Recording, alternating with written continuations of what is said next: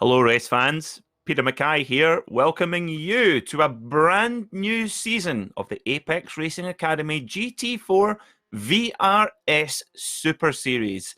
We are going to go GT4 racing today. Porsche versus BMW, a bit of a inner German battle here, and our season gets going here at the beautiful circuit Gilles Villeneuve in Montreal. Joining me in the commentary box this evening is Sam Fitzpatrick. And Sam, this is our first time commentating together. I normally see your name popping up in the YouTube comments with lots of amusing interjections. I'm looking forward to sharing the booth with you tonight. What should we expect from these drivers around here tonight? Yeah, someone will have to take my my responsibilities for trolling on all of our videos for tonight. But no, we are expecting some fantastic racing. Of course, last season in the Apex Racing Academy GT4 Championship, many of the drivers have returned from that championship to this championship, and it was fantastic.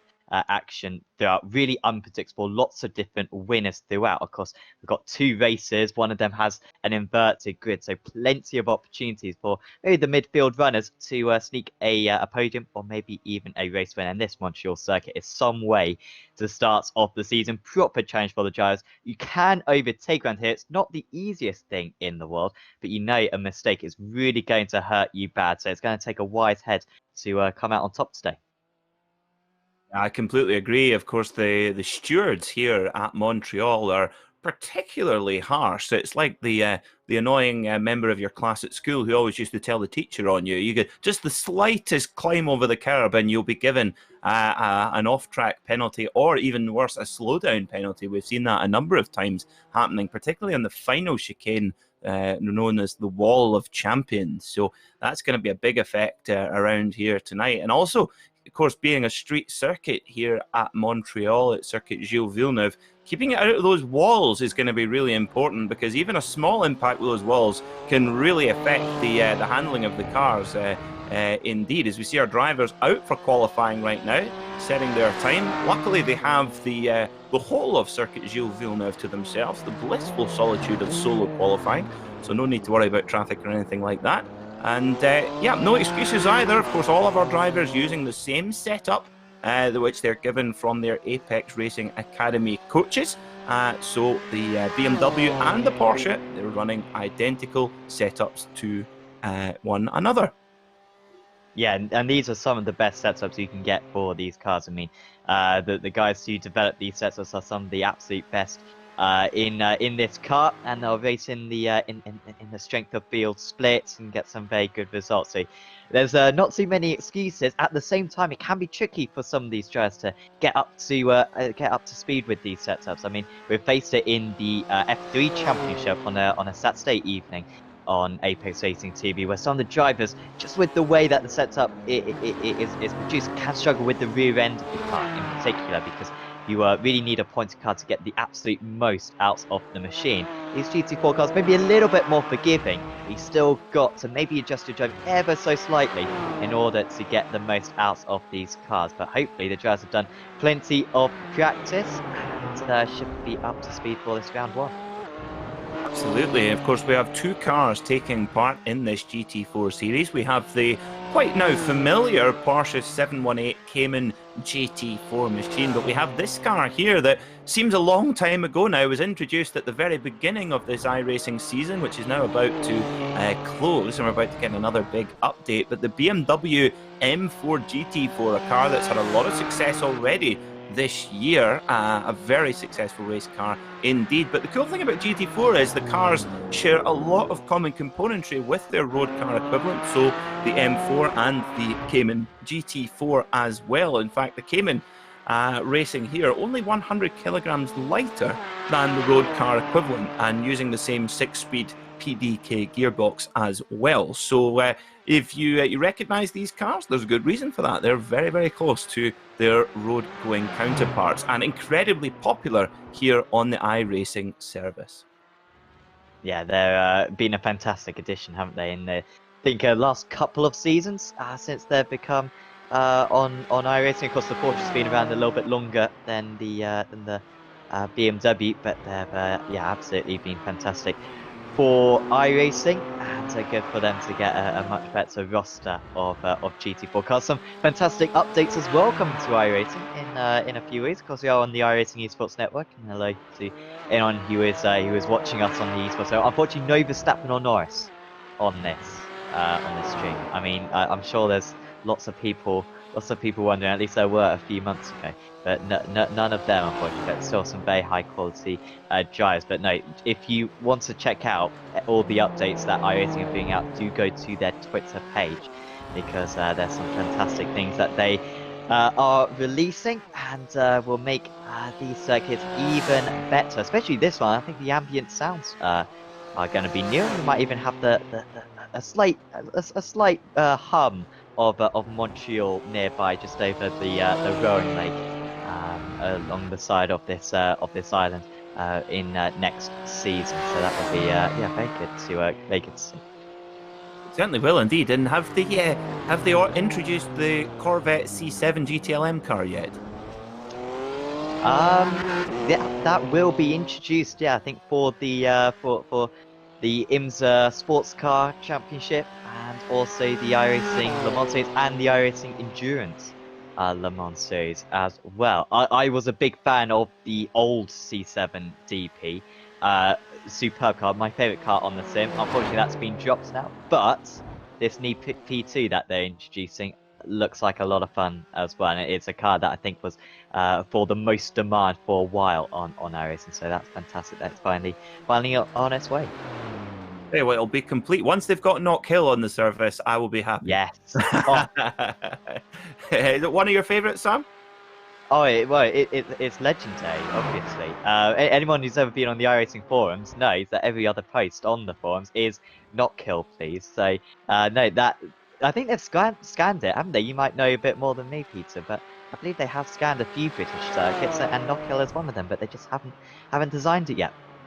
Now I will need to ask. I do have a couple of contacts in there at the circuits. I will ask if the iRacing van has gone into the car park at Knock Hill to scan the circuit. Certainly plenty of bumps and swoops around that circuit. But anyway, we're in there. Certainly not as many undulations on this circuit here at Montreal, but no less challenging indeed. And we see the Pole, Sokobowski, in his Porsche leading the times right now, as we just go past the end of qualifying. And it's a Porsche 1, 2, 3, 4 with Johansson, the Swede, in the first of the BMWs. So it's first blood to Weissach, and still the Munich crowd to recover. So let's run through the grid then for race number 1 of the evening. Patrick Sokobowski in the 190 Porsche on pole position with a 1 minute 43.278. Joining him on the front row of the grid will be Thomas Wangen.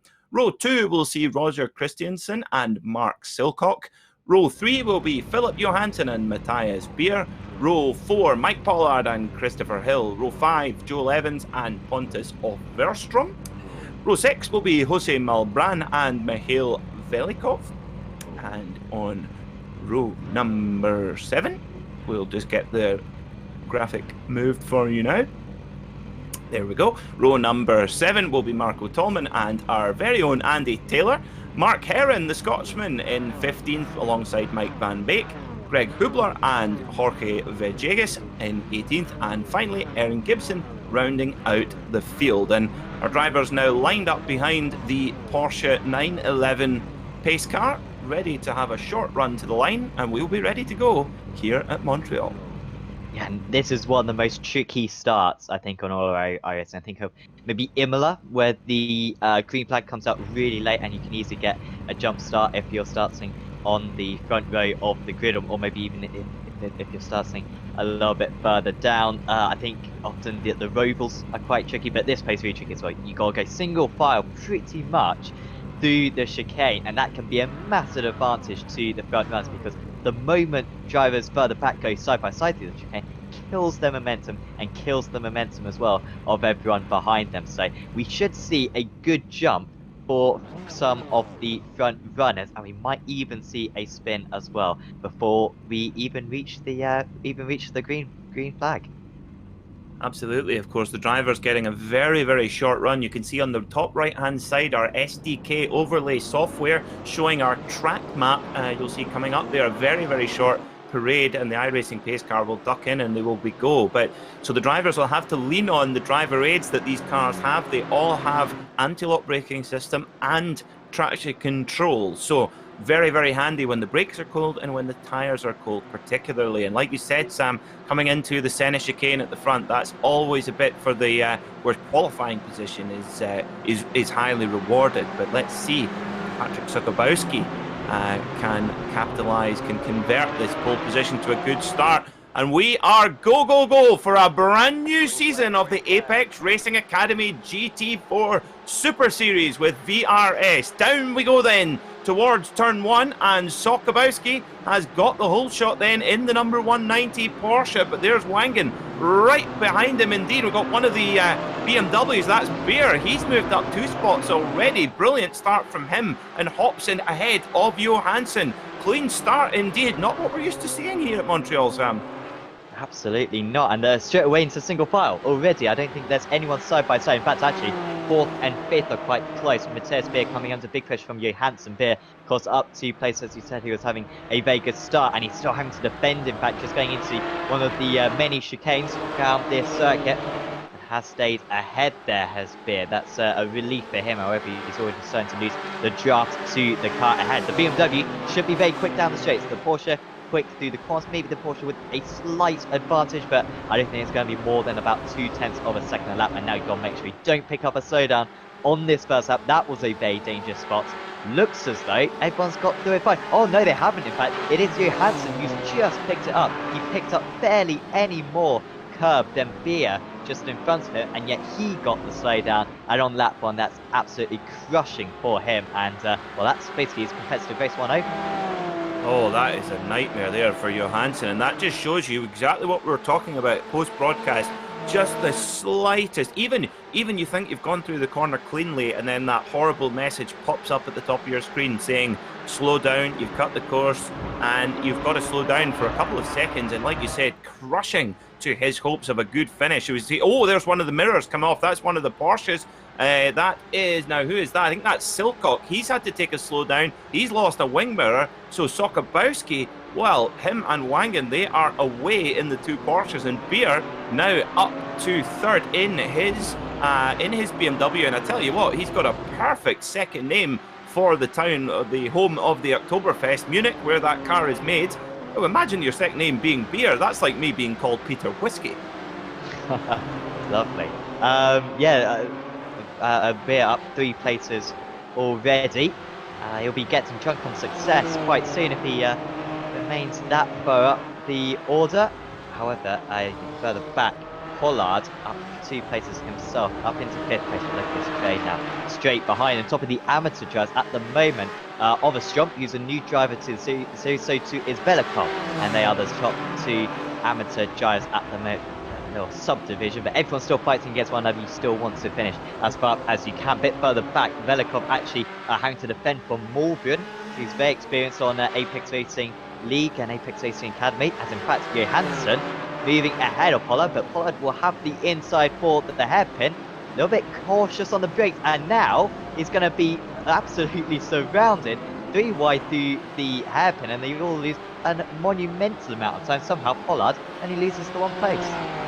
And look at that, just look at how much that's allowed Johansson to escape there in the 133. That exit out of that hairpin is the most important corner anywhere on the circuit, because that drag race all the way along the casino straight down towards the final chicane is so important, and you can just about get a move stuck there, but you've got to be careful on the exit. As wow, look at that time from Sokobowski, 1:43.263, nearly 0.3 of a second quicker than Wagon and 0.7 of a second quicker than Beer. Extraordinary stuff. Now, the graphic on the left-hand side of your screen with our timing tower, you'll see little green icons and also little red icons just to the left of the driver's name. So the green icon is for the Pro Class runners, and the red icon is for the AM Class runners. So you will see as particularly in the reverse grid race, where you'll see some really heroic drives from some of the AM Class runners as well. And that, Sam, that dynamic dynamic is really interesting, because sometimes you can be fighting with someone who's in a different class, and how you approach that will be different to fighting someone within your class. Yeah, absolutely. And I've certainly noticed, I don't know if it's just been a thing more recently, but I think it may have been a thing more recently, where what drivers are taking the amateur category a lot more seriously, certainly in the Apex Racing League GT Championship that we have, and of course ARL TC as well. The amateur championship is absolutely huge, and the drivers fighting for the amateur championship always care more than the pro drivers, because remember, they probably haven't won a championship necessarily before. Once you've won the amateur championship, that's it. You're going to be promoted to a pro, so you can only win it once.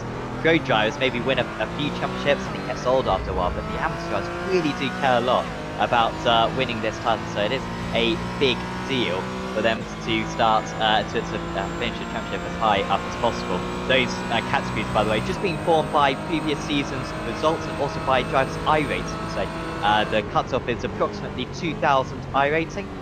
If you're above that, then you're a pro. If you're below that, you are an amateur. Christiansen, by the way, just going ahead a bit, who I think has cut the chicane, and also Pollard with a huge issue.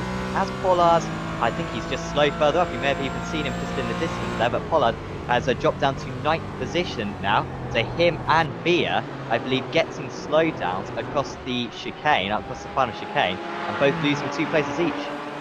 Yeah, it wouldn't be a Montreal race without lots of controversial slowdowns. It's interesting. I wonder if that's something that might get looked at in the new update for iRacing in the next week or two, because to me, Sam, it does seem almost a little bit overly harsh here, particularly Montreal. We see it as the slowdown penalties being really, really prevalent indeed, and perhaps maybe a little bit too much. And Beer, he certainly fell foul of that there. Of course, Beer very much certainly the easiest car to spot out on track. No need for a spotter's guide there. He's in the I referred to it before the broadcast as the Austin Powers car. It's kind of it seems like a throwback to some of the BMW art car racing cars. But of course, the drivers are also they're in their battle on track, but they're also in the battle for our attention for the Livery of the Season award. Any early front runners for you there, Sam? I'd like the Hell Racers one. Well, while they race in the ARL GT Championship, I think Hell Racers have produced a very good livery, which I think is very impressive. But yeah, I'll have to have a look at the other ones as well to see if they are good. Sakalowski is pretty good. By the way, apologies to Sakalowski. I don't know why his name is wrong. I don't know if he filled in the form wrong, or there was a typo somewhere. I'm not quite sure where that could have gone wrong, but I believe it's Sokolowski, not Sokobowski. So apologies for that. We will try to amend that, perhaps during the race, or at least for the next round of the championship. But that Carbon Esports a car, a team that we haven't seen before, I believe, on Apex Racing Academy or Apex Racing League. Looking very good itself. By the way, I think we saw on the last lap Solkov just running a little bit wide when trying to get past Joel Evans at the end of the last lap. So he's back down to 8th place. Solkov having a really tough time. Remember, he got a slowdown penalty on the first lap of the race. And so he's back to 8th position with another off, but he's trying to come back again. This time on off the Strom. By the way, if we're pronouncing that wrong, let us know. I don't really know how you pronounce an F and a V straight after one another. Oh, Silcock's done it again. He's gone for the same move, and that's exactly what happened on the last lap. And he's just falling further and further down his Silcock. This is not a fantastic drive at the moment for a driver who did take part in last season and was very good last season. Yeah, just maybe just getting a little bit flustered. It's easy to do. You make one mistake, and mistakes breed mistakes sometimes, particularly when the racing is as fierce as this. We could always just refer to Patrick Sokolowski. Oh, it's changed already. Well, great job from our producer, Alex Simpson, who's bringing you all these wonderful graphics and images. We've changed that already. I was just going to refer to him from his first name in the meantime. Patrick, of course, we're used to seeing Patricks in Porsches at the front of the race. Of course, Patrick Long, one of the longest standing Porsche factory drivers, and is still the only Porsche factory driver from the United States, and has had some amazing success at the wheel of the Weissach brand. Now, for those eagle-eyed amongst you, you might notice that on the top of the screen it says lap 6 of 99, and you'll be pleased to know that you won't have to listen to Sam and I for 99 laps in Montreal. That is an error. Of course, it's very much a sprint race format here, Sam, so just a little glitch with our timing screen there. Yeah, so we set up the session to have 99 laps. However, it's limited to 20 minutes. That's just taking away any risk of us running out of laps, as we do now change it. So lap 6, and it will expire after 20 minutes, this first race, and then we'll have 25 minutes. And then it will be a 40-minute race 2, based on with an inverted grid of 10, as now we've got Pontus Overstrom off the track at that chicane, and well, he's still going to be the lead of the amateur drivers, but he just lost 3 places there. It looks as though Pollard was going to get past him anyway, but then just running a little bit wide, and Hill and Silcock get past. Just shows how quick Silcock is. He's had all these issues, and then once he has an issue, he straight away makes it back up on these guys who aren't slow themselves. So he's got way more pace, and he should be easily in the top 6. So he should be battling with Hansen and Beer for 4th and 5th. But instead, he's still got a couple more places to gain. Fortunately for him, of course, he'll start further up the race too. Yeah, it's very smart driving actually from Overstrom, although he made a little bit of a mistake. For him, remember, all these guys in front of him are not in his class, they're in the pro class, and actually for him, he's in a great position to kind of sit in the toe of these 3 pro class drivers. And oh, just as I say that, he's had to serve a slowdown penalty. You might be wondering, why is he dropping off there? He's having to slow a slowdown penalty, so he must have just cut across the chicane, and that he's paying the price handsomely there, because he's lost the draft now of those 3 pro class drivers. Put my teeth back in, and now he's into the clutches of Malbran, who is pro class, but then 3 AM class drivers, starting with Marco Tolman in that very patriotic bright orange livery, of course, the Dutchman, branding the Fernando Alonso Sunglass Company Kimoa. Yeah, maybe another one that we'll have to consider. Unfortunately, it hasn't come up on my screen, but I may have to refresh my paint in a moment to appreciate that one. I've done that before. Yeah. But how this group is really close, and Overstrom was so far clear of Tolman just a lap ago. I think he was like 6 seconds clear. Now all of a sudden he's only a couple of seconds, if that, ahead of his main rival in that class. And he's made this one a little bit tricky for himself. Of course, this is for reverse grid pole as well. We sometimes see that in Formula 2. It can get quite feisty for those positions, as looks like Overstrom might lose the position here, couldn't quite get the cutback. Could Jose Morgan, who we see loads of on Apex Racing TV. He certainly raced in the AOL TC Championship last season. I'm not sure if he's racing in this season, but he also raced in the F3 Championship. And of course the GT4 Championship as well.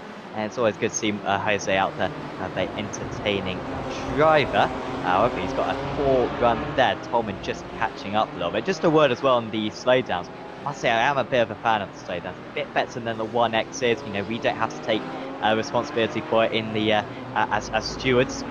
It's kind of done on circuit, and at least the winner crosses the line first. But at the same time, it is infuriating as a driver to get those slowdowns around the circuit. Yeah, I completely agree with you. I think that the system itself is excellent. It's a really good self-policing, as you say, but it's interesting from circuit to circuit. It can depend how some you can take quite big liberties in here, particularly at some of the chicanes. You cannot afford to just take even a millimetre of a liberty, because they will be down hard on you. And this is a great battle emerging here. A big gaggle of Porsches and BMWs in here. I have to say, they're a brilliant looking car, that BMW M4. A good friend of my father's actually has one of these cars in the real world, or the road car version M4. And having sat in the back of it, they do have quite a bit of squirt. Twin turbo, straight six engine, and it's a bit of a rocket ship, and no different in GT4 form either. No, it is so quick down the straights. We saw Mosport was the best example of it last season, the other Canadian circuit on iRacing, and you couldn't overtake the BMWs. Even if you're half a second faster, you just could not overtake the BMW. It's not easy to overtake around Mosport anyway, but down the back straight, the BMW would just pull away, even though you're in the draft. And so it was really tricky as we got alongside Morbihan. Should get that one done this time on Overstrom. Have they both made the chicane? Looks to say they did, but now here comes Tolman to get past, and this is for the amateur class lead. Is Tolman just nudging ahead? He's got the best line, certainly, into turn 1. Tries to just cut off the line slightly is the Swedish driver. But it's Netherlands who come out on top. And Tolman, for the first time in this race, takes the lead of the amateur class. Yeah, Overstrom, he was running so strong in the middle of the top 10, but he's dropping back like a stone, and I think he's maybe having to, maybe has to serve another slowdown penalty here. He just seemed to back out the throttle a little bit, but perhaps not. Perhaps our camera deceiving me there. Yeah, the number 229, Tolman, the Dutchman, Marco Tolman, he goes to the front of the AM class pack in 11th overall, so certainly the class system working out well. The top 10 all in the pro class. Speaking of Sokolowski, Patrick Sokolowski, the Polish driver, leading a Porsche 123 at the front of the field. Look at this, he's in another postcode here. Wow, for the number 190 Porsche Carbon Esports, and well, he's called Patrick. He's certainly driving like Patrick Long, that's for sure, and in control of this race with 10 minutes to go. This is easy, as you say, for him right now. Also, another very good round for the Scandinavians today. We've seen it in Apex Racing League GT, and actually Apex Racing League Touring Car Championship. If anyone is from that area of the world, let's just know if there's kind of been a boom or something in sim racing for you guys, because it is insane the amount of Norwegian and Swedish drivers that we've seen recently. Maybe not so many more Finnish drivers. We know how strong Finland is as a nation on sim racing, because the Gregor Huttu coming from that, along with plenty of other World Championship drivers from along the years. Maybe they've not increased that much, but the Norwegians and the Swedes a lot, and the Danes as well, actually. So yeah, strange one that. So yeah, if you're from that area of the world, let us know if there's been like a little bit of a change in that or something, because it is surprising the amount of you which are on Apex Racing TV now. But we are delighted. However, I will just warn you later on, Pete. They're not the best at child-friendly interviews at the end of the race. There's often a little bit of swearing from those guys, so we may have to warn them post-race. So we'll have to do the Davina McCall intro. We'll have to say, "You're live on Apex Racing TV. Please do not swear." Exactly. Yes. Well, I've always wanted to say that. So yeah, normally it's me who's well, not in my commentary life, but normally out off the mic. I have to say, not one of my best traits is slightly potty mouth from in fact once I got given the name Peter Pottymouth from when I was playing Mario Kart with some younger relatives, and as you know, when you play Mario Kart, it's impossible not to swear. Absolutely. Well, I've been playing a lot of Fall Guys recently, and that's another one which is impossible to swear as well. The most annoying game of all time. So I feel your pain.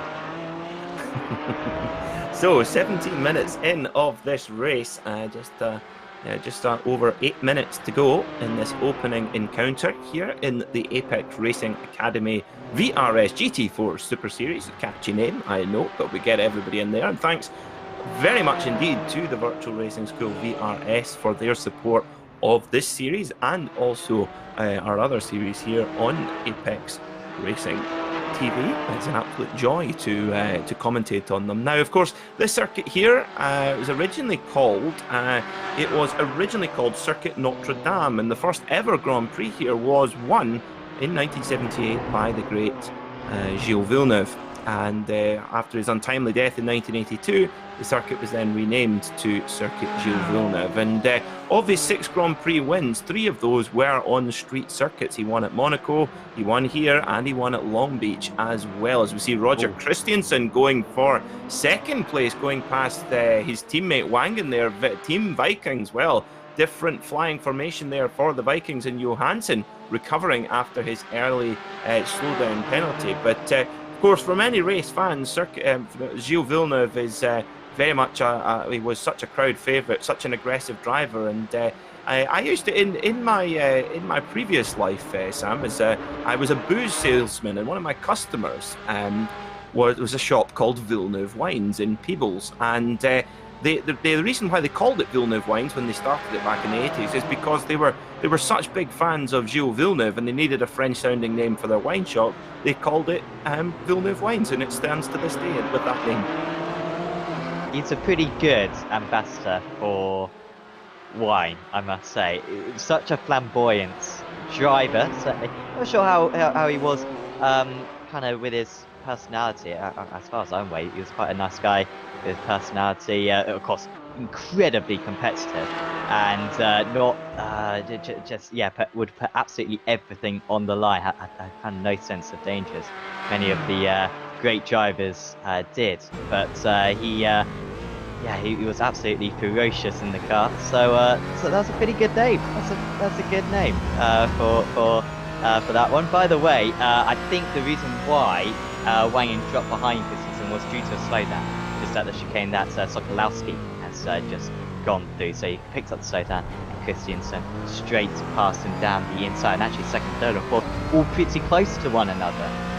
Now that's Team Vikings and Hell Racers. So the Scandinavians battling for the remaining podium positions, but this podium position isn't in too much doubt. Patrick Sokolowski, the first time we've seen him on Apex Racing League, or Apex Racing TV, apologies, I believe. And he's proven to be some driver at the moment, 7.5 seconds ahead of the rest of the order. Slapping in the 1 minute 44s at the moment. Last lap actually a 42. Second lap slab, but actually he's just taking it a little bit easy now at this point. Yeah, absolutely, just making sure not to take any slowdown penalties, and even taking it easy, 0.7 of a second quicker than Christiansen, the Norwegian, on that last circuit. Quite extraordinary as well. And one thing I'm noticing here with these wonderful onboard shots, Sam, is the smoothness of Patrick Sokolowski's.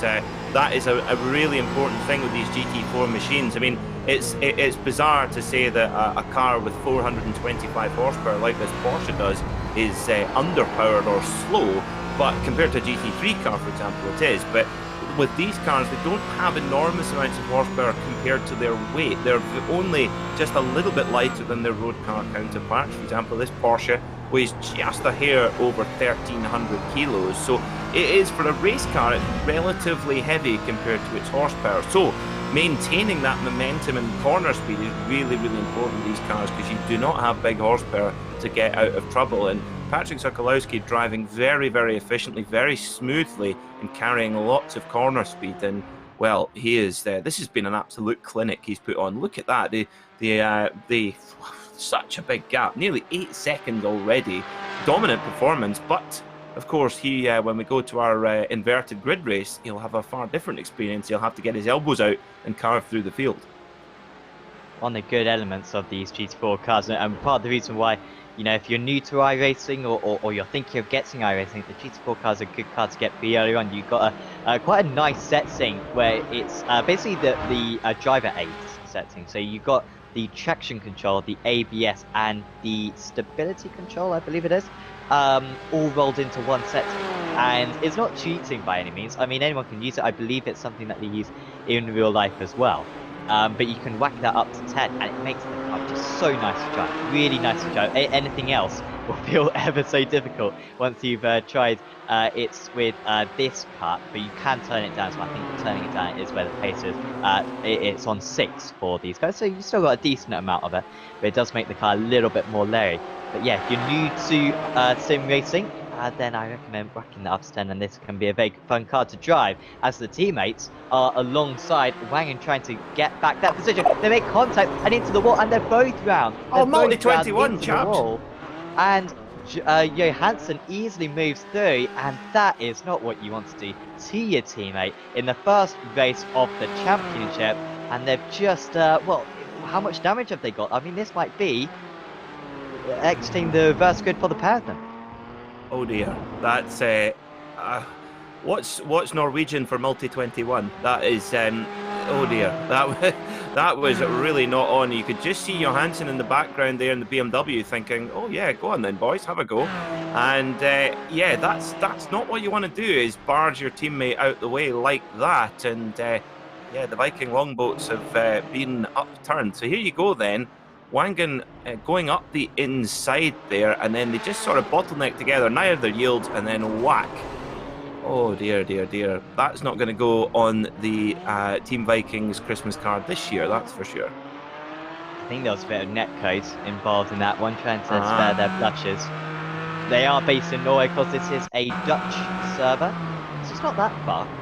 I mean, I've seen their base in the south of Norway, not in the. Oh, I think there was contact.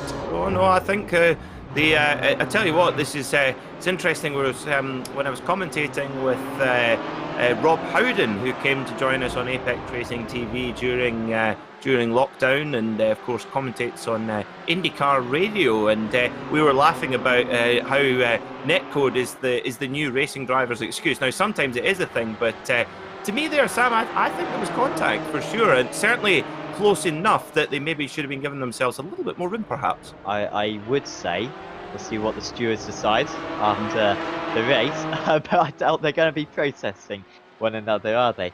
So I think they'll probably leave that one. Sokolowski's disappeared. Oh no, come on, this can't happen.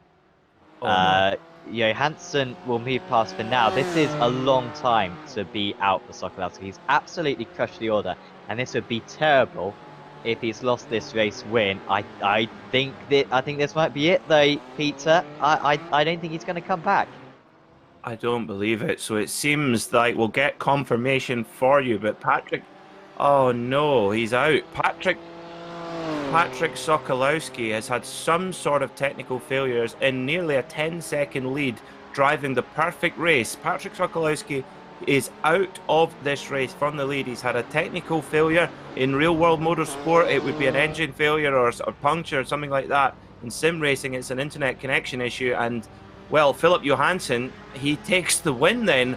All of a sudden, it's happened very quickly. The number 133 Hell Racers BMW takes a surprise win in the lead, and the two Team Vikings cars do get onto the podium as well.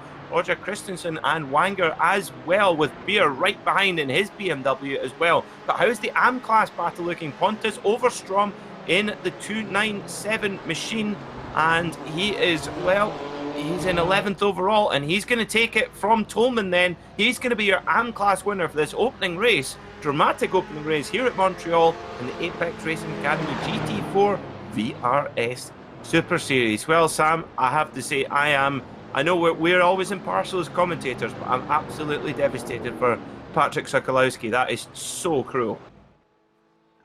It makes the junction a bit more interesting for him, doesn't it? Because with that domination in race one, you were with him as the massive favourite. He's now got a little bit of catching up to do. He has reconnected to the server, so he should be able to take part in race two, but obviously he'll be starting right from the back.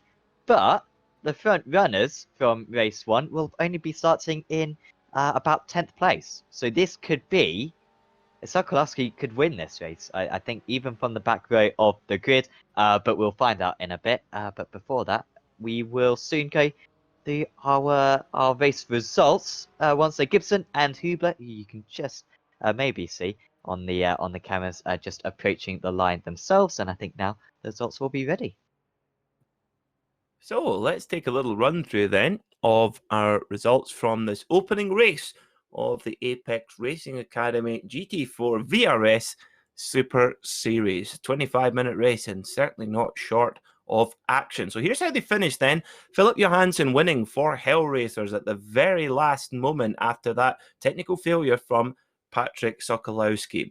Roger Christensen and Thomas Wangen survived from their clash, coming in second and third. Matthias Beer in his BMW finishes in fourth. Joel Evans in fifth. Mike Pollard was sixth. Mark Silcock for Team Hutch in seventh. He probably had a little bit more pace in that car. A few mistakes early on.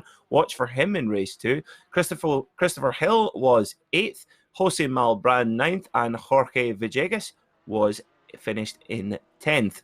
11th overall, and your AM class winner was Pontus Overstrom in his BMW, with Marco Tolman not far behind at all. Mike van Beek rounded out the AM class podium, another Dutchman. Mihail Velikov in 14th, Mark Heron 15th, our very own Andy Taylor, Mr. Cinematographer himself, in 16th for Rapid Pixel Racing. 17th is Greg Hubler, and 18th was Aaron Gibson. And finally, and there he is, one lap down, Patrick Sokolowski. So our drivers now just getting a little bit of a warm-up before the feature race, and I believe we have a short clip, a short message from our sponsor, Virtual Racing School. Virtual Racing School was developed to provide support to the next generation of sim racers. No matter if you're a rookie or veteran or what car or track you'll be racing, our goal is to provide training every step of the way.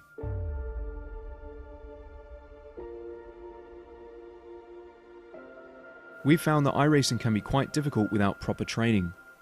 There needed to be a way to prepare for on-track racing. With VRS, you can literally learn from the best sim racers in the world, including 4-time NASCAR iRacing World Champion Ray Alfala. And Ray Alfala is a 4-time champion of the NASCAR Peak Antifreeze iRacing Series. 3-time iRacing Grand Prix World Champion Martin Kroenke. Martin Kroenke becomes a 3-time world champion. Rallycross World Champion Mitchell de Jong. Mitchell de Jong is now champion for the iRacing Rallycross World Championship Series. And many other top sim racers. Data packs include everything you need to start learning. Our World Championship coaches create the data packs by setting a hot lap or a series of fast laps for you to compare, analyze, and replicate. Data packs also include a tutorial where the coach points out techniques they use to hit the fast lap. This gives you access to the latest driving techniques and setups before you even hit the track. Sign up for a free account and download the Vrs Telemetry Logger. With this application running seamlessly in the background, your laps automatically start syncing to the VRS website. From there, you can analyze and compare 2 laps of your choice, whether it's your data, the coaches, or your teammates. VRS will automatically target improvement opportunities so you can get up to speed even faster. VRS also makes it easy for you to request and schedule one-on-one or group coaching sessions. These sessions can range from 30 to 90 minutes, and you can select the car, track, and setup combination of your choice. Visit virtualracingschool.com today to sign up and get started.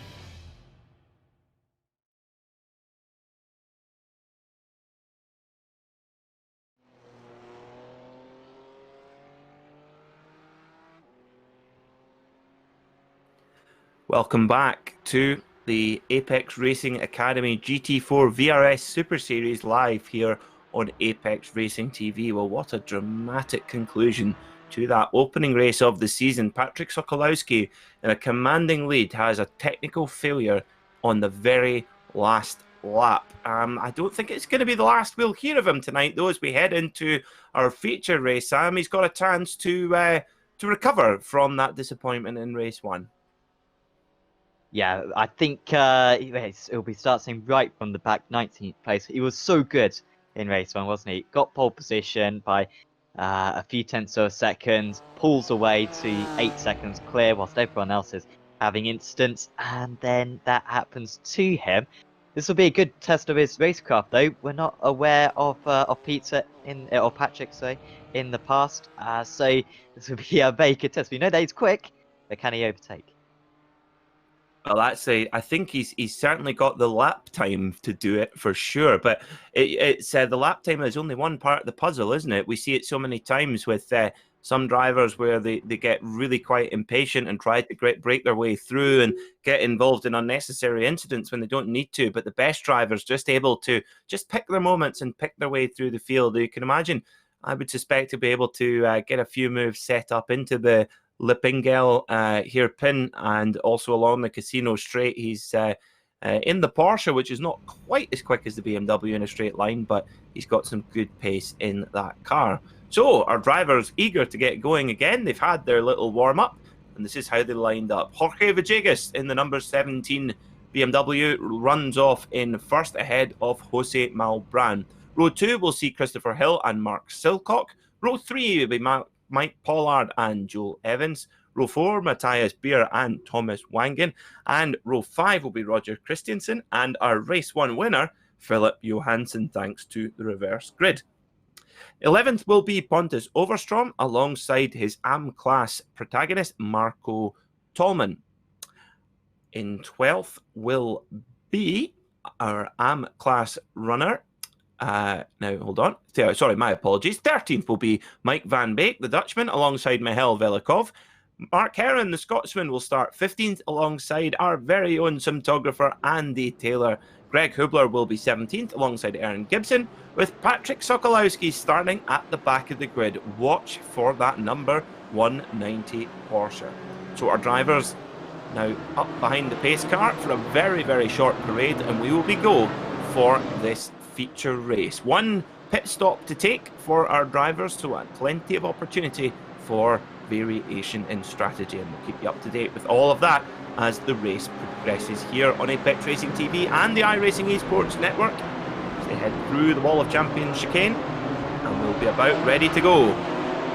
Green, green, green here at Montreal for the Apex Racing Academy GT4 VRS Super Series, and look at Villegas in the number 17 BMW. He is gone. He has just got a brilliant start there and been able to avoid any potential melee behind him. But look at that, there's the 127 Porsche of Silcock. We know he's quick in that Hutch racing machine. Watch for him as this race progresses. Hill getting a slowdown, I believe, in turn 1. He just went way too deep. Oh, it wasn't too deep, was Hill, but he was completely out of control. And now we've got a car into the wall. That is Van Beek, the Dutch driver, running that orange livery.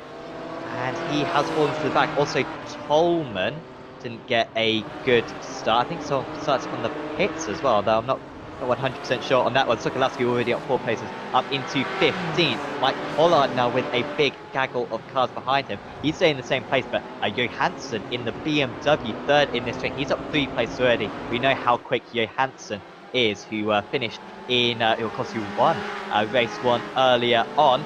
But there's no way to go at the moment, almost 3 wide into the head. Look at this, the move for the lead of the motor race. Villegas has to yield to Silcock in the... Oh, and it's a car park at the hairpin. Oh, we've got Johansson looking round the wrong way. His BMW pointing backwards into the hairpin. And, oh, Andy Taylor's managed to get through cleanly in his BMW in the number 210 machine. So, lots going on here at Montreal. And, Sam, you can tell it's a reverse grid feature race. Just that little bit more frantic nature in the body language of all of these cars.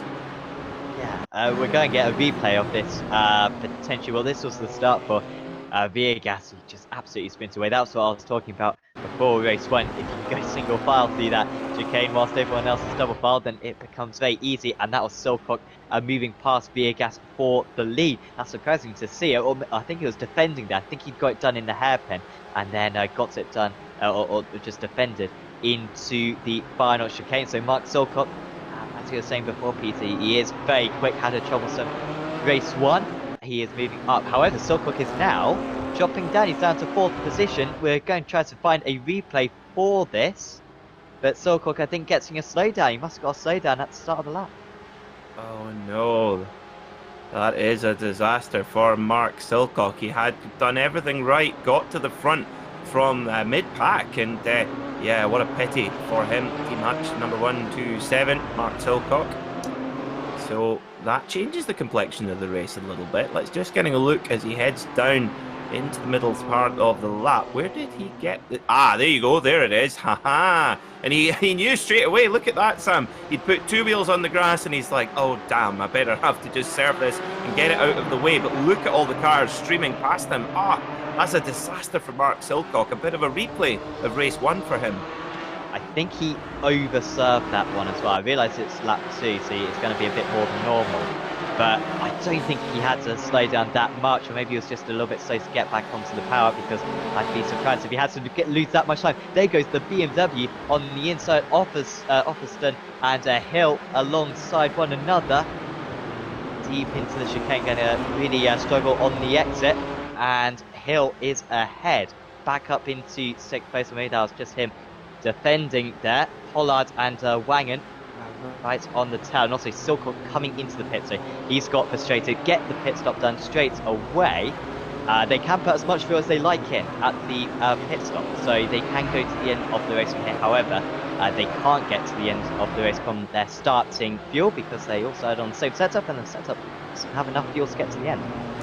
That could be absolutely inspired from Silcock, because we'll need to just watch on our SDK paving software track map when he comes out of pit lane just to see how much room he's going to have out on circuit. But for him, he's clearly got pace in that Porsche Cayman, no doubt about it, but he needs fresh air to do it. And look at this melee here. When you're in such a big, fierce fight, well, it's not ideal for setting fast lap times. So for Silcock, we just have to keep an eye on him. He's on a very alternative strategy to the other drivers, but we'll just keep an eye on him as the race progresses. As Matthias Beer got a good start to his race, he's up to 4th place in his BMW, and well, the Team Vikings car is there with a bit of damage. Now, is that Christiansen who's got that bit of damage, front damage there? It is the 116 machine. Is that Christiansen? I'm just looking at Wangen. Screen. It's Wanger. My apologies. I knew I would get that wrong. So Wangen has got a little bit of damage on the front of his Team Viking machine, his Porsche. So maybe that's another option you have as well, of course, Sam. If you take damage early, you can come in, get that repaired, and not have to come back into pit lane again. So you get that pit stop out of the way. As we see one of the fiercely forward cars going in to take their pit stop as well. Velikov coming in. They do get a faster pair to these drones, so you might want to leave that spare in case you have a big crash, or if you've got a little bit of damage in the sun. As you say, you may want to fix it. Kind of depends how much confidence you got in yourself. That was a move as well for one of the Porsche. I think that was Wayne getting past Overstone. So that was easy enough for him. But it's placed for the lead at the moment. Viergas, Morben and Evans all in a queue at the moment. Beer and Christensen, though, will be coming at them fast. Saying that, everyone was in the high 44s on that last lap. Remarkable consistency from everyone. I think that's just because kind of they're all in trains. I imagine the midfielders will start to gain a little bit more. The front runners from race 1 will start to gain a bit more. Here is Morben under pressure from Viergas. This is the advantage of the BMW. You have got some more straight line speed, and it's also a very big boy, and it can budge your rivals out of the way. They've lost each other a heap of time there. They're still alongside going into the hairpin further up. Morben just getting his nose ahead for Peter at the moment, but Evans might be able to retaliate. Yeah, it looks like Evans has come out on top.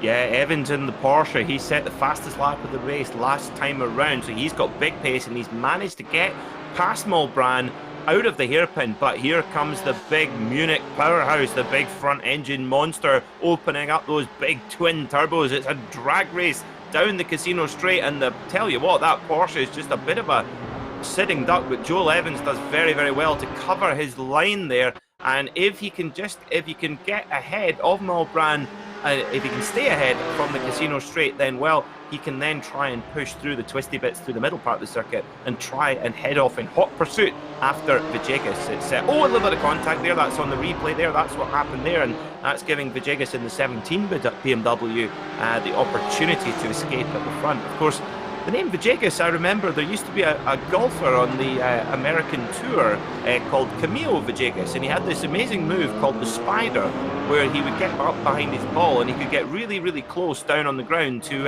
read the contours of the green, so he knew where his putts were going to go. I feel like that's inspired 1,000 annoying golfers that can take an absolute age to shoot. I was playing some crazy golf the other day, and my dad, I must say, is one of those people. Got to clear the course of any leads and watch the contours. It is infuriating. However, that is quite interesting.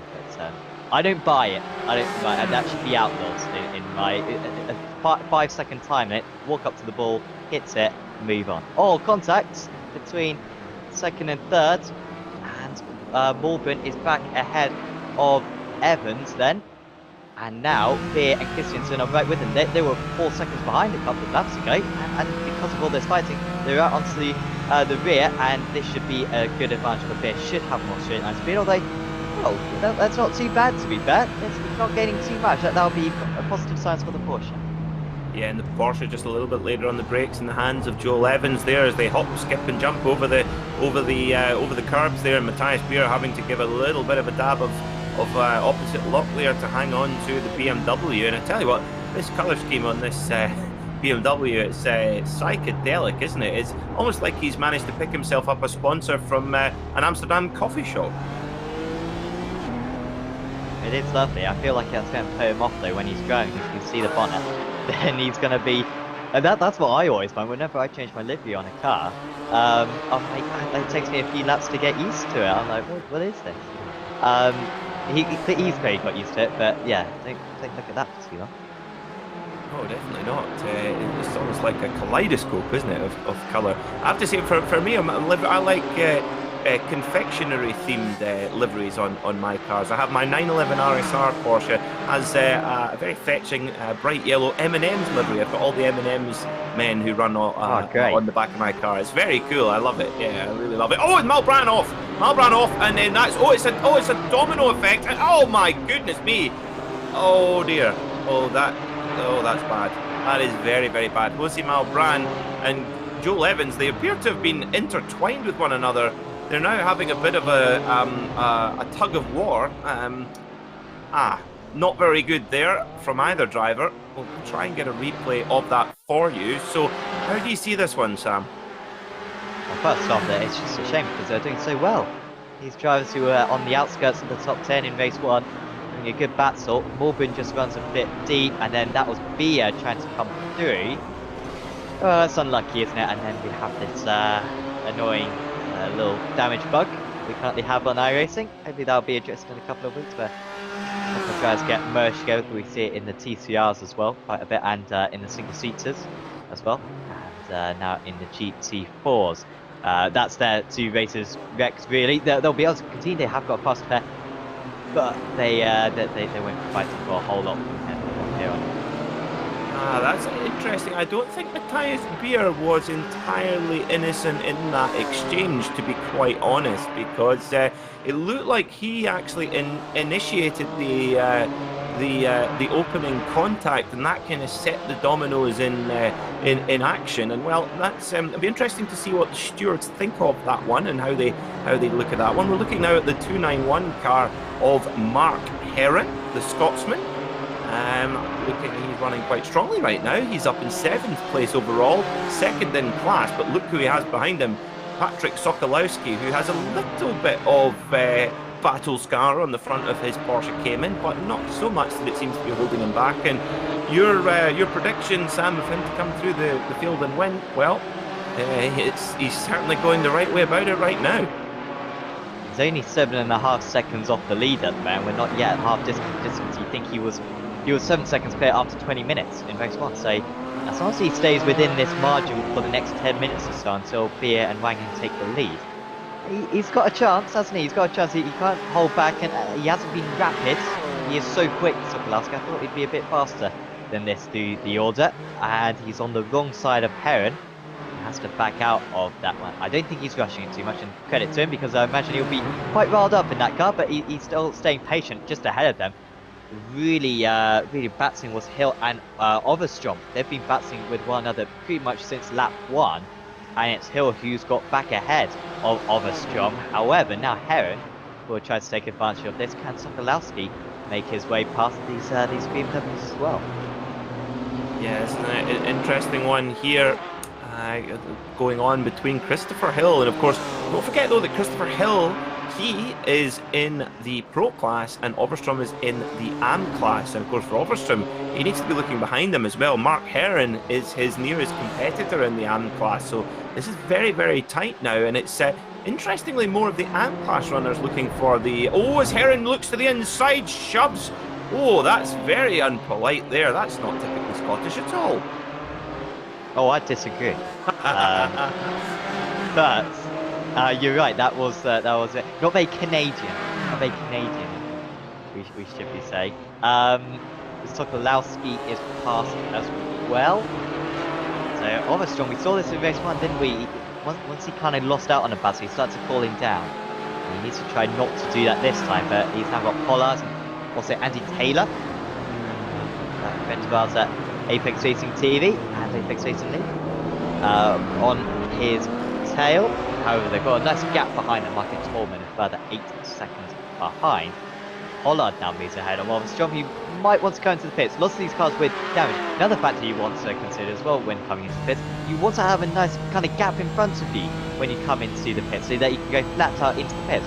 If you have to brake, as Taylor is at the moment, that's going to be 2 seconds lost when you come into the pits. So you want a nice clear run, and there goes Overstrom into the pits. He would have been free to the pits as well, but maybe was worth it because he wants to get out of the battle, so he needs to get that damage fix.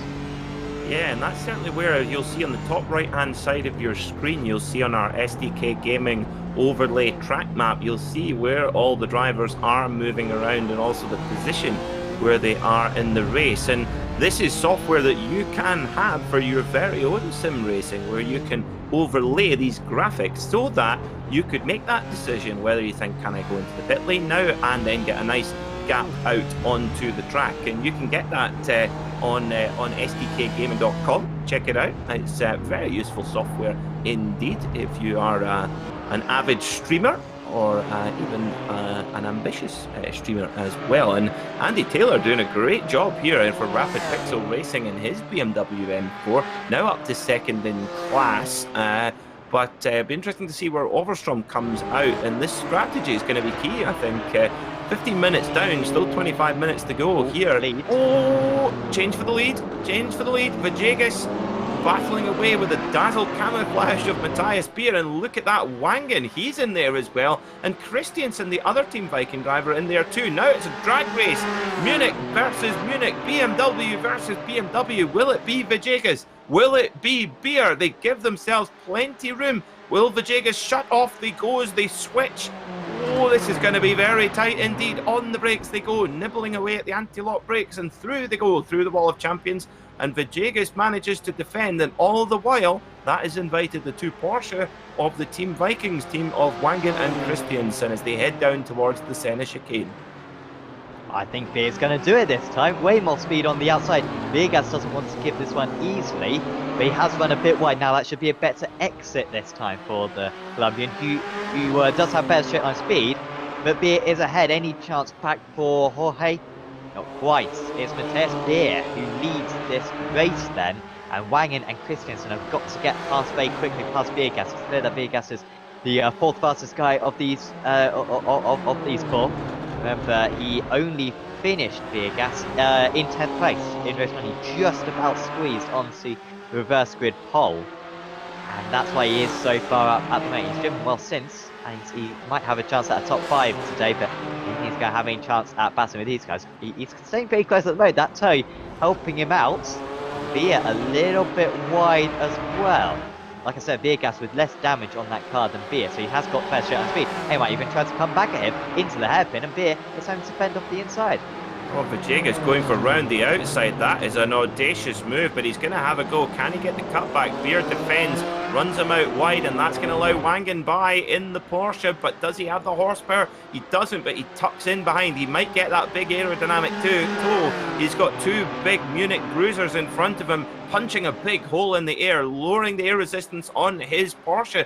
Down they go then, side by side, Beer and Vajegas. Vajegas definitely has a straight line advantage. You're absolutely spot on there. Somehow he's gone straight on. He's got too much straight line speed, and he will get a slowdown penalty for that. And that is a great pity, because Vajegas, because he's not got damage on his car, he definitely has a straight line and speed advantage, and he won't be able to battle now. As now that he's dropped back, and Wangen goes to the race lead in his Porsche. So it's all happening here at Montreal, and all this battling, this is perfect for Overstrom, who is gone into pit lane, and he will have a little bit more clean air. And this was, they both went in too deep, didn't they, into the hairpin. It was Viegas even more than Beer. It was too deep, but Beer as well getting a very poor line, and Wangen was the perfect distance back that he could take that chicane at full speed, didn't have to slow down midway through, and ahead he went. So Viegas was, it would have been tough for him to pull it off. Beer was looking to come back. Although actually, look at that. Beard looked as though he was letting him have it. Viegas so deep on the brakes, cuts the chicane, and straight away knows that he's going to have to serve pace. So that has remained in 4th place. And Beer is staying close to Wangen. We expect these top 3 all to be close. To be fair to Viegas, he fought back well, didn't he? So if these guys start fighting, then they're going to have a chance. And Sokolowski now in 6th place. He is only 4.5 seconds off the lead. He's been able to gain by about 3 seconds in the last 5 minutes. So he'll be on to them soon. So they've got to start working together, and this is when Christensen needs to get past Beer, so he can help out his teammate Wangen in the lead. If they can get the 2 out in front, then that'll be they'll start not fighting, and they might be able to pull away and maybe pull off some good strategy moves as well. Yeah, this is absolutely fierce battling indeed here, and yeah, but that's allowed, as you said, Sam, spot on again. Villegas has actually been able to catch back up onto them, so great job from Jorge Villegas up into 4th. Oh, he's now in 4th place, but he's right back onto the rear of this lead battle. But all of this squabbling, all of this brawl is allowing Sokolowski to just edge his way ever closer and closer, and he's now close enough that he can see this going on, and he's thinking, oh, perfect, my luck is back in. Watching all these guys battling is just going to slow them up more, and you can just tell the body language of these 2 Team Vikings Porsches and Beer's BMW. There's just a kind of frantic nature to the body language of these cars, and you can tell the almost impatience there, and that normally it ends up in tears. Well, it ended up in tears in race 1, of course, when Wang and Christensen came together. And this is a good opportunity for these drivers to sneak a race win. Of course, Sokolowski starting right from the back in this race. Also, Johansson having an absolute mare of it, winning race 1, looked strong in this race too. But then had that spin early on, he's running down in 12 points. But this might be their best chance of a race win for the majority of the season. So we need to take advantage of it right now. So there will be an eagerness. Christensen, quarter of a second behind. He is closing in. You can click on the live timing link in the description below to open up the live timing provided by SDK Gaming. And if you open that, you can see the gaps between all the drivers, the intervals between the drivers, their last lap time, their best lap time, and also what lap they came into the pit, and also their pit stop length as well. It's all really useful stuff, so I recommend opening that, and you can see that the straight line differences between these cars. It seems like the BMW actually is a whole lot faster than the Porsches, although we do know that that big car does have damage on it, so maybe that's what's costing them. They're all staying very even at the moment, these top 3. They're starting to cool down a little bit between the lot of them. Yeah, it just has. They've just maybe decided that battling, they can maybe see Sokolowski coming in to join the party, and they think, oh, we better calm down here, guys, before we get ourselves into more trouble. But Sokolowski, he's still got to get through Villegas, and we know that BMW is quick. He's got no damage on that car right now, and it's got great pace in a straight line for sure. But Beer, he's got a little bit of damage, but he's been able to battle with the Porsches. But Wangen just maybe edging a fraction ever so slightly. But I tell you what, the pit stops are going to make they're going to be fascinating actually with these guys. They're all together. It'll be interesting to see if they mirror one another going into pit lane, or whether they try it overcut. Oh, sorry, say again, Sam. Yeah, Villegas just dropping down to 7th place. He's had an off. Which allows Sokolowski pass. I thought it was just maybe he was trimming the grass or something, but I think it's perhaps something a bit more serious, and that we'll try to get a replay up pretty soon. As also 2nd and 3rd are very close. Christensen only 2/10 clear, so that will be all right into the chicane. This was Villegas, so he was way clear, well clear of Sokolowski. Dips a wheel onto the grass. I mean, he dipped all of that wheel onto the grass. That wasn't even close to being on the tarmac, and then just spun in a very awkward spot, and just managed to get round before having to reverse once again. Shame for Jorge. He's quick. He just needs to eliminate these couple of mistakes.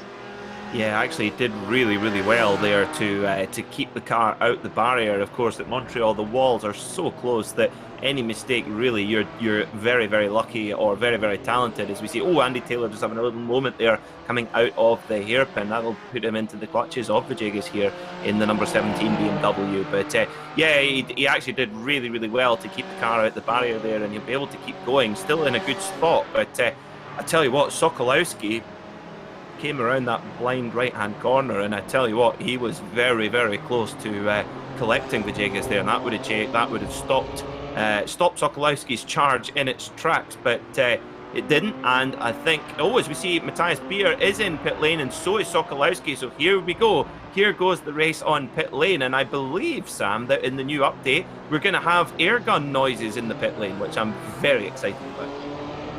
Yeah, it's going to be one of those things, isn't it? A bit like day-night, where we're going to have about a year of it, and we're going to think, how did we cope without this? It's going to be a real nice element to it. Still on replay, by the way.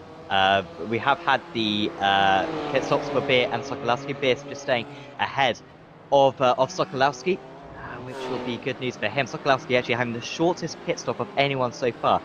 5.88 seconds. That's about 1.25 seconds longer than the average. Probably 1.25 seconds shorter than the average pit stop time. So he's maybe just saved a little bit of fuel, as Alex Simpson puts up those puts us aside. I didn't realise we could do that, to be fair, but that is very useful to know. But that's maybe saved a little bit of fuel. We know that he's been following a lot of cars so far, Sokolowski, after starting from the back. So that's a small advantage he's got, but he's still behind Matthias Beer. Just remember, Beer was running in second place before, and now the teammates have got to put in some blistering lap times. Wangen and Christiansen, there's 2 seconds between one another, and this has just got to be qualifying laps now for the Norwegians to try to stay ahead. But at the same time, they don't want to stay out too long, otherwise they're going to allow their rivals to undercut them. So this is when you need the SDK gaming live HUDs or all the applications that you have, so that you know when you're going to come out of the pits, because they can't afford to leave it too late that they come out behind their rivals. Yeah, absolutely. That strategy is absolutely key to get right. It's not just the outright lap speed. You've got to be clever. You've got to be smart. And certainly, well, Sokolowski, he's got both. That's for sure. And he's now certainly in a little bit of draft range of Matthias Beer in the BMW. And I suspect Matthias will have taken his fast repair to get that car back up to 100%. He's going to need it to hold off the advances of Patrick Sokolowski in the Porsche, who, look at the amount of time he's making up in the brakes there. Can he get it held down? He can. Holds it back to the apex. Matthias goes wide, and look at the time that Patrick Sokolowski has made on that. That is just a brilliant example of how good the Porsche is on the brakes and in turning. But here opens up the big BMW, the big straight six twin turbo machine, all that horsepower opening up.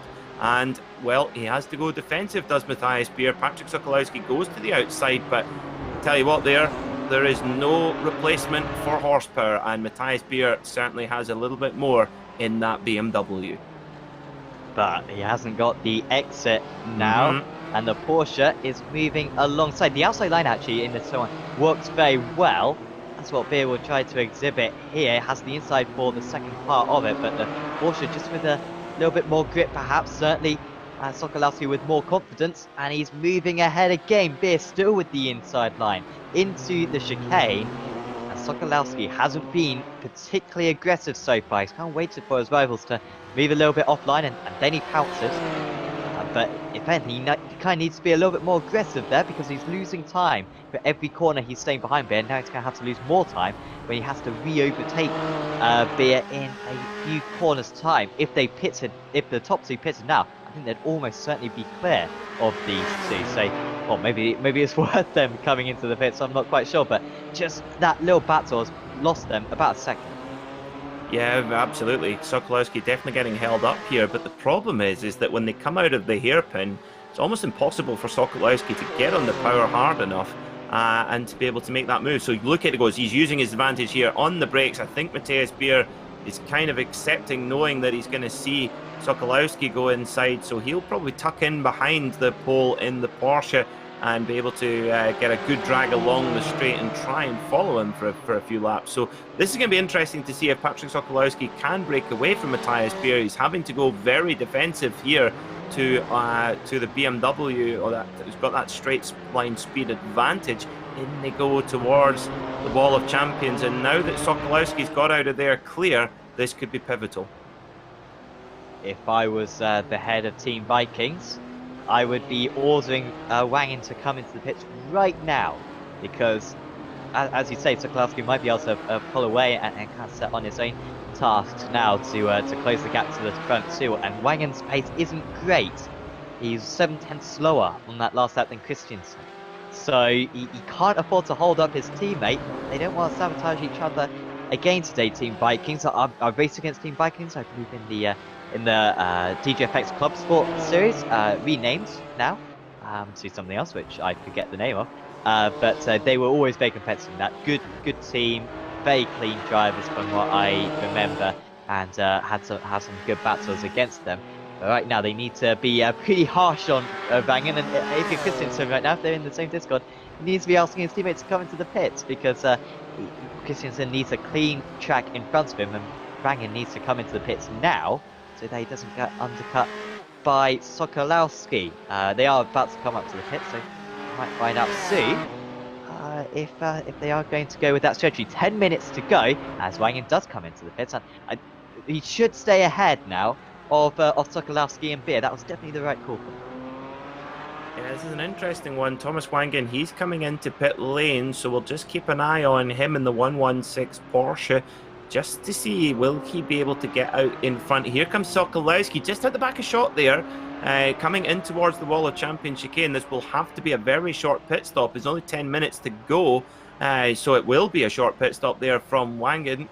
He's be filling up. It's agonizingly slow. He's going to lose it. He's going to lose it.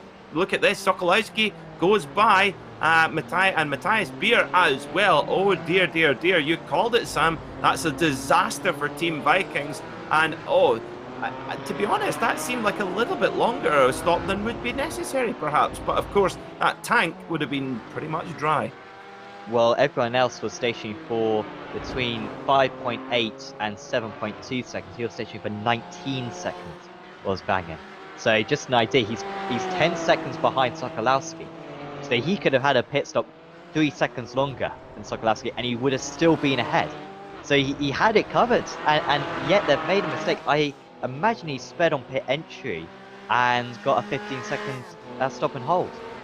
And that's a massive error there, because Wangen was a real good kind of chess piece there. He could hold up Sokolowski whilst Christiansen pulled away in the lead. And now they've lost that, and Christiansen's out to fend for himself in the lead with a pit stop still to go. Yeah, this is going to be fascinating then. Patrick Sokolowski from the back of the grid, don't forget. He was our absolute runaway winner in race one, runaway leader, sorry, my apologies, until about halfway through the final lap, and he had a technical failure, dropping him out of the race. And Roger Christiansen, in he goes then in his 188 Porsche. Let's see how long, as we see Sokolowski, he's coming along the Casino Straight. This is going to be very tight indeed. Roger Christiansen will have to have a really fast pit stop, but I don't know if it's going to be fast enough. Patrick Sokolowski coming down the front straight now. Jorge Villegas is there as well. Oh, this is going to be very, very tight indeed as they head. Sokolowski's coming into the Senna chicane. No, he's going to come in behind Roger Christiansen, but crucially, he can see his rival, and that's very, very important. And also, Jorge Villegas, he's in first, but I believe, does Villegas still have to pit? Yeah, he still needs to pit. I guess I'm surprised he's that far behind. He did have that spin, of course. It's such a short pit lane as well, of course, man. It's like you cut the first chicane and the last chicane. So you save plenty of time. So but still, Spain that Vegas is there on circuit. Sokolowski straight away onto the back of Christiansen, and this is where Wangen would have been so useful. Wangen would be in nice second place here. He could hold up Sokolowski for a couple of laps, whilst Christiansen pulled away, and instead Christiansen's got to do it all by himself. 7 minutes to go. And, well, you've got to back Sokolowski from this point. He's certainly the favourite. He's made overtake so far, but Christiansen, I'm sure, will defend with all his might. Yeah, that's like when your friend at school said he would meet you for lunch in the cafeteria and you're left sitting eating lunch on your own and everyone laughing at you. Well, that's pretty much where Roger Christiansen is right now. He's now got to try and hold off the alpha male, shall we say, of this race. Patrick Sokolowski has been so superior in pace at the wheel of his Porsche, but Roger Christiansen, he will not want to give this away. He's had a good run here in race 2 in this feature race, but it's going to be very tight between these two Porsche runners. So Porsche 1-2 right now, but Matthias Beer in the BMW, he's not far behind at all.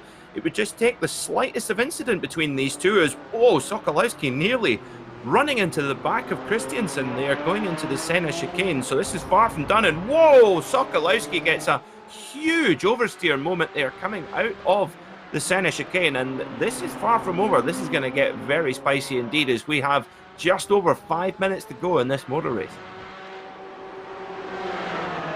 Yeah, not long to go. Sokolowski so quick through the corners. Here he goes, down the inside. Could this be the race-defining moment? He's quicker through every single corner right now as Sokolowski, and he's got a better run on the exit as well. He moves ahead into the lead. Christiansen is surely going to fall a car back. He's got a shorter run to the next corner at least, but Sokolowski has got it done, and from 19th on the grid, he has moved all the way up to the lead. He was quick in race 1, got that one taken away from him, but 5 minutes to go in this race. So he is in the lead, is Patrick Sokolowski, and it's very well deserved. Christiansen will just have to settle for second, it seems. Yeah, but amazing stuff from Patrick Sokolowski. You can just see the way he's able to brake, the way he's able to turn in, so confident and so safe, no silly moves at all.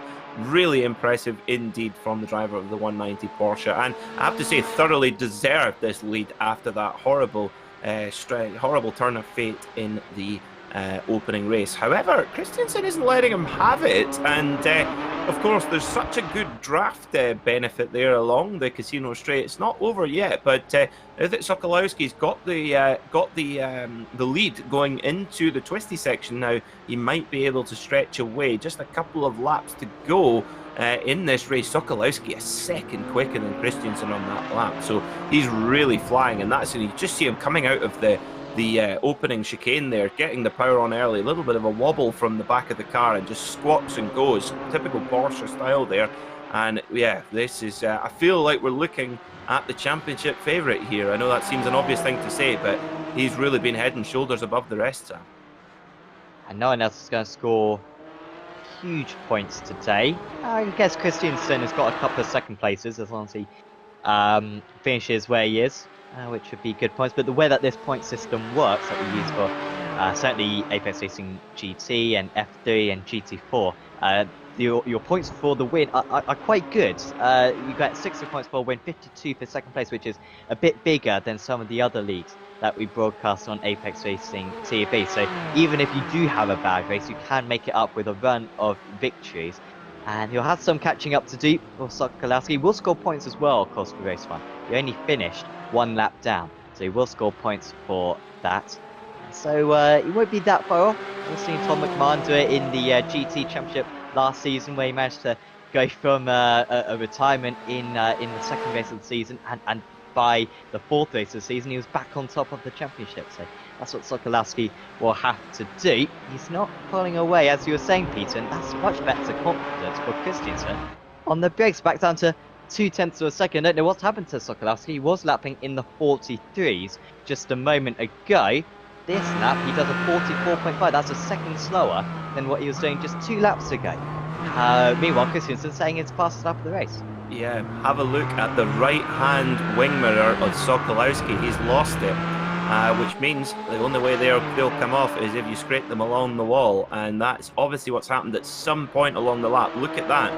Sokolowski has lost his right-hand rear mirror. Now, he doesn't need it to see that, he can clearly see that Christiansen's behind him, but obviously he's had an ever so slight brush with the wall, and yeah, just a tiny bit of damage. But you know, you're dealing with such fine margins here, and just that little scrape clearly gave Christensen a little bit of extra motivation, and like you say, put in his fastest lap of the race. We're coming down, and will we get the...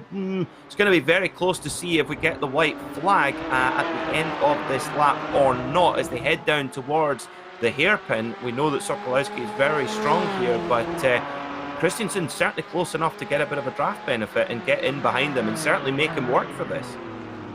Don't want to rub salt in the wounds for Team Vikings, but Wagon just did a 43.66. That's only 1.5 tenths of a second slower than the fastest lap of the race from Sokolowski. So he had the pace to win this race, did Wagon, but that's a mistake. Idea on the YouTube chat, perhaps that he had some damage. They had to fix, but of course they do get a fast repair. So. You get that done immediately, so it must have been a speeding penalty on pit entry, or maybe a little bit of a unsafe pit entry. But final lap of the race though, Sokolowski still ahead, and he does pull away slightly on that lap. That's more like it, 44.2. But he's certainly not the imperious self he was 2 laps ago. I don't know, maybe he's just playing it cautious, but he's looking mortal for the first time today. And Christensen will just have to put some pressure and hope that the Polish driver makes a mistake. I'm not sure if we've taken the white flag. It was incredibly close, just seconds in it. I think this might be second to last lap. We'll need to see when we get in towards the later stages of this lap, but it seemed to me like... I think we crossed the line with about a minute to go. So we have got the white flag. We have, my apologies. Yes, sorry, my mathematics let me down there. So yes, this is the final lap then. My apologies, viewers. There's a reason why I did not get my A-level in maths. So lap 23, this is the last lap then. Sokolowski, although with that slight damage, a slight rub of the wall, it's not slowing him down much. He's got Christensen right behind him, but he is not flinching at all as they head around the hairpin for the final time then. It looks like Sokolowski's going to have enough here, Sam. Yeah, his pace down the straights was fine. Sokolowski, you can see the interval isn't coming down a whole lot. Christensen is kept down to 6 tenths of a second, but Sokolowski doesn't have another connection failure. This looks like it's race 2 in the bag. Is indeed through the wall of champions for the final time, negotiates that safely, does the 190 of Patrick Sokolowski then. There was no luck for him in race 1, but there is here in race 2. From the back of the grid, Patrick Sokolowski is your winner in the opening feature race of the Apex Racing Academy GT4 VRS Super Series, and Matthias Beer, top BMW in 3rd position overall, and Wangen, yes, a story of what could have been for Thomas Wangen in 4th. Philip Johansson for Hellraisers comes in 5th place, and Mark Herron, the Scotsman, wins in the AM class, 6th overall. A brilliant drive from him in the 291 BMW, so plenty of success for BMW up and down the field. Jorge Villegas comes in 7th overall, with Pontus Overstrom 2nd in the AM class, 8th overall. Well, that was certainly a very exciting race indeed, and very promising for the rest of the season for us, Sam. Yeah, it's Sokolowski was pushed in those closing stages, wasn't he? And I think Wangen had a lot more potential as well. We're going to see a few different race winners, and the championship's going to be very close between Christensen, will be near the top, and of course Johansson, who won race 1, only 5th place in race 2, but great comeback from Johansson. Sorry to anyone further down the order that we didn't see a whole lot of in race 2. I mean, that was a very exciting battle for the lead. There weren't many battles going on further down, but Johansson and Herron. We know Mark Herron is a very consistent driver, did race in the championship last season. Probably my pick for the amateur championship going into this season, even though he didn't have a great race 1, good racecraft in that race 2, and yeah, good recovery from Johansson as well to move back up into 5th and be right up at the top of the championship. Yeah, it's certainly a brilliant day's racing here at in Montreal at Circuit Gilles Villeneuve, and a great example that you're never out of it, especially with that inversion of the grid for the feature race. And brilliant format here in iRacing. It's growing in popularity all the time, the heat format. And I have to say, I do love myself a reverse grid as well. But let's get a look at the final results then. Patrick Sokolowski from last on the grid wins by 0.7 of a second from Roger Christensen. What a drive from the Carbon Esports ace. Matthias Beer rounds out the podium in his BMW in 3rd place. Tommen Wagen was 4th. Philip Johansson 5th. Mark Herron, then your AM-class winner in 6th overall. Jorge Villegas was 7th. Pontus Overstrom was 8th. Mihail Velikov 9th. Marco Tolman 10th. Jose Maldran was 11th. Christopher Hill 12th. Mike Pollard in 13th. Mark Silcock 14th. Another story of what could have been for the Team Hutch driver. 15th was Greg Hobler. 16th was Mike Van Beek, the Dutchman. 17th, Joel Evans. 18th, our very own Andy Taylor. And finally, in 19th position was Aaron Gibson. So that was how they all finished then in this opening round of the Apex Racing Academy GT4 VRS Super Series. And let's see if we have anybody in. We don't have anyone in for a chat to us as yet, Sam. And who's your pick for driver of the day while we wait for some drivers to come in and see us? I think we'd have to go for Sokolowski just with that imperious drive there. With that race too, coming back from adversity and also very patient as well. That's what really impressed me. A lot of the time when Jazz have a tough race, they come back into the next race and barge everyone out of the way, thinking that they don't really care too much. But that was very mature driving there from Sokolowski. Looked at the bigger picture, knew that there were still 6.5 rounds to go, and he scores some big points.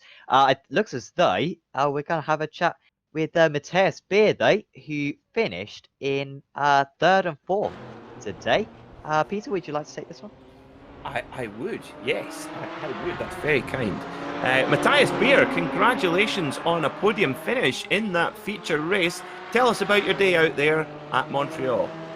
Well, first, thank you very much. It was very, very interesting, the second race, I'd say, in the first 2 laps.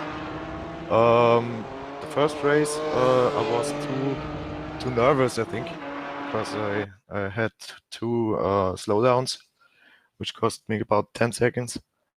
But that for, I think, P4 was in first race.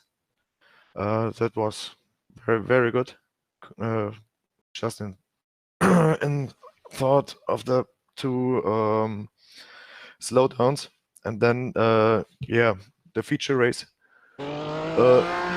Was pretty heavy in the beginning. I don't know who the both cars were who crashed, and one of them crashed into me, and then I got so much damage that I lost a lot of speed on this on the straights.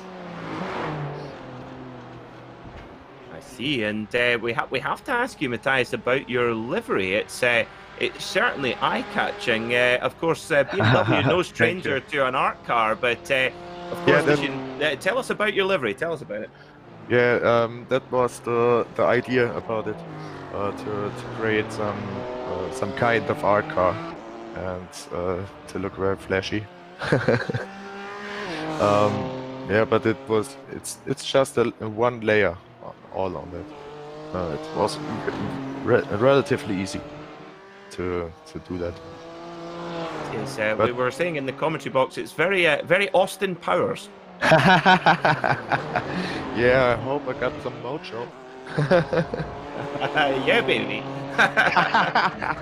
excellent stuff. Now, while you're live here on Apex Racing TV, Matthias, is there anyone you'd like to give a shout out to? I think my parents are still awake. My brothers and some friends. Hi guys, hope you enjoyed it, and hope you switch in next week when we're in Charlotte. Well, we certainly look forward to seeing you there. Matthias Austin Powers Beer, well done on your podium, and we'll see you next time out at the next round. Thank you very much. Thank you very much. Bye bye. Well, Sam, I'm very happy we've got our first nickname for a driver of the season. I always like to apply nicknames to drivers, whether they like it or not. And Matthias, he is the German Austin Powers. What a boast to have. Absolutely. That's one down. 18 to go. And also just a reminder as well, of course, if you want the nickname for this series, then join the series. You can sign up at apexracingleague.com. Just go to the GT4 section, or you can just go straight to league entry, and you pay the league entry, and then you're away to go, and you can race with us for the remaining 6 rounds of the championship. So I do recommend that.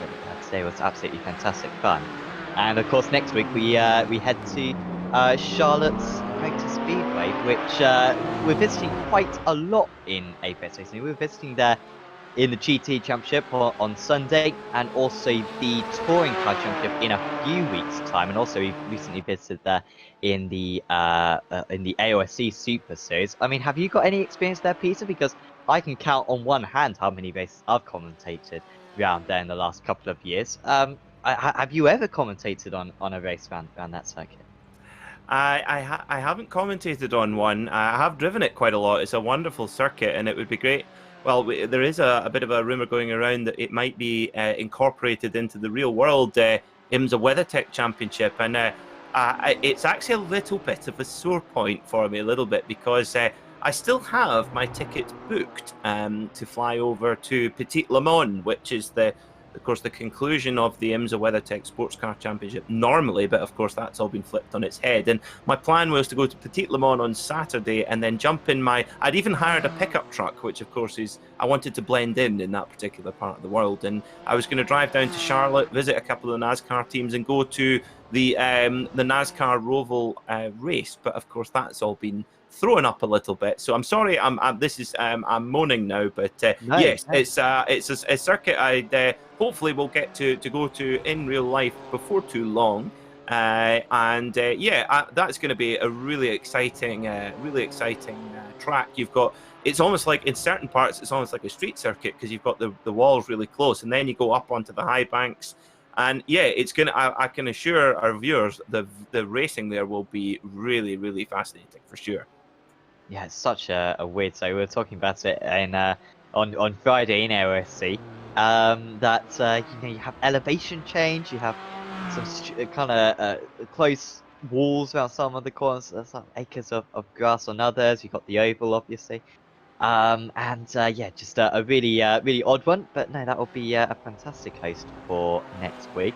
Doesn't look like we're going to get any more drivers, unfortunately. So anyone who's watching back on the stream, join the Apex Racing TV Discord. We'd like to have a chat with any of you, whether you finished on the podium or whether you finished a little bit further down. Always nice to have a chat with you guys.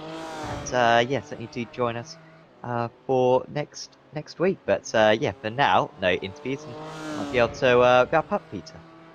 I think so. For everyone watching on Apex Racing TV and on the iRacing Esports Network, thank you so much for your company tonight. We hope you enjoyed this opening round of the brand new season here in the Apex Racing Academy GT4 VRS Super Series. The racing certainly quicker than saying the name, that's for sure. Thanks so much to my co-commentator Sam Fitzpatrick for wonderful commentary and company over these two races. Also, a huge thank you to our producer Alex Simpson, who's been playing with his new studio today, bringing these wonderful graphics and images to you. We hope you enjoyed that. Don't forget to check out apexracingac.com for more information about the Apex Racing Academy and about how you can get your lap times tumbling on sim racing. And also don't forget to check out the Virtual Racing School website as well for that.